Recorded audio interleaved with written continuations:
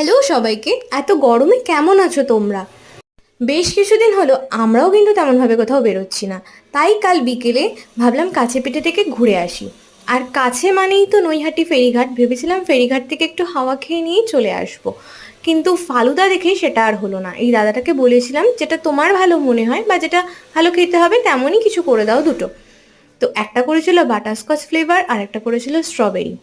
তো স্ট্রবেরির থেকে কিন্তু বাটারস্কচটা অনেক ভালো ছিল, ভীষণ টেস্টি ছিল। এসছিলাম তারপর বড়মার মন্দিরের দিকে, শনিবার ছিল বলে প্রচণ্ড ভিড় ছিল। আমরা তো ভেতরে তো এখন যাওয়ার কোনো প্রশ্নই ওঠে না লাইন ছাড়া, আর এতটা লাইন দিয়ে এতক্ষণ দাঁড়িয়ে পুজো দেওয়াও সম্ভব ছিল না, অনেকটাই রাত হয়ে গিয়েছিল।